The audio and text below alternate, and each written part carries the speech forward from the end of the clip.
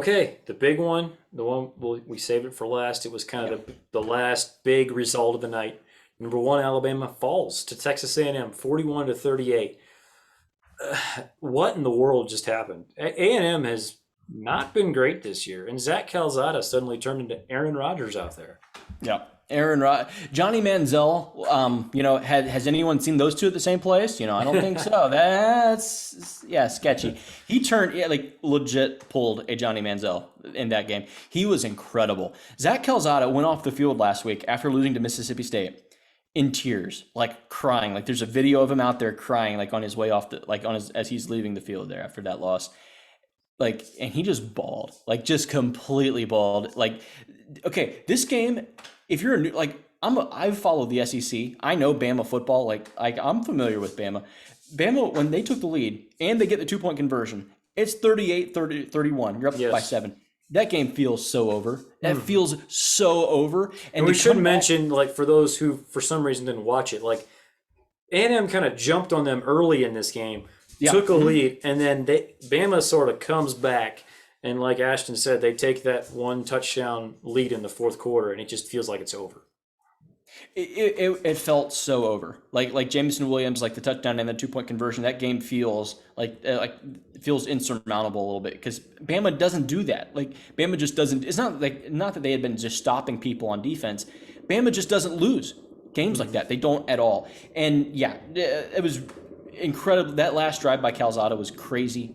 It was, very impressed. That throw to Anaya Smith, just a beautiful corner ball. That was the stuff that dreams are made of. So, hey, that was fun. The last minute field goal. That kick was going left, by the way. Yes, it was. That kick was going out, and he drew that thing back in, and like, oof. Imagine that kick like doinks or something, and you go to overtime and lose. I saw it happen. Like I actually saw that happen. Yes. Like it was going so clearly left and then just draws and falls. A 28-yard field goal as time expires, and in my head I'm like, he missed it, and then he didn't somehow. Yeah. Unreal. Well, does this concern you for Alabama? Obviously, they lose again. They're most likely out. We've talked about that a little bit, but do you think this goes deeper than just they had an off night? I mean, we saw signs of it, I think, against Florida. Like they could lose another game. Alabama, like, I'm serious though. So they play Mississippi State, who beat A&M last week. They beat Texas A&M. Tennessee, then you play Tennessee, and Tennessee's like puts up points on you. Like they have to play Arkansas and Auburn yet, who are like kind of good teams and could potentially hold you close. Right.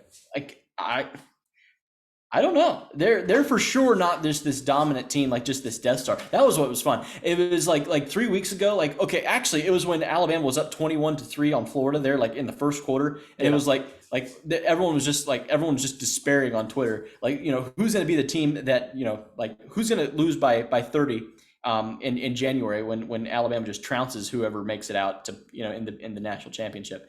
And you're like, just give it some time. Give it to just let the season play out. Let's see how it develops.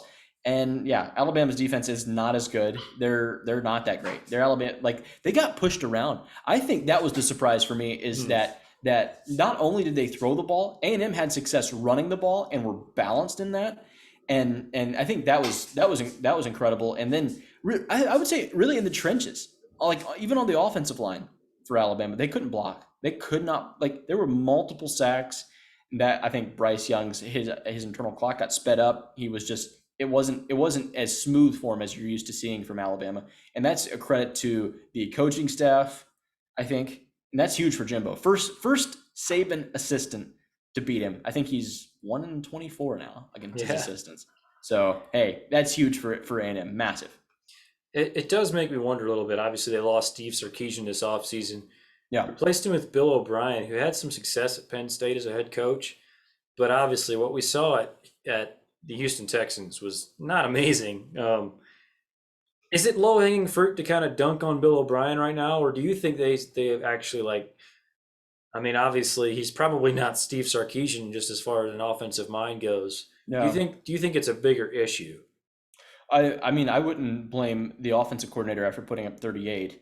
Yeah, On the road that's a good against point. a good team. I would blame your defense a little bit more. If you want to blame, if you want to nitpick on the offense, you could say that the offensive line was getting beat up front, Yeah. and that like we shouldn't be getting beat like that.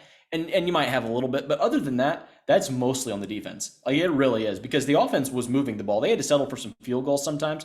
But that at no point did you think that like A&M's just going to run them off the field. Like A&M got a late stop like that, the late 3 and out to then get the ball back and then march down the field for like the field goal with as time expired. But like that was surprising. Like that was really surprising. So the offense is fine. I really believe the offense is fine. The defense is where Bama needs to look at. Like you're not used to seeing them give up 41. It's hard to give up 41 points and win a game against anybody. You gave up 41, and I mean you're expecting your offense to put up more than that. So no, I'd be having to blame the defense on this one. Yeah, that makes sense for sure.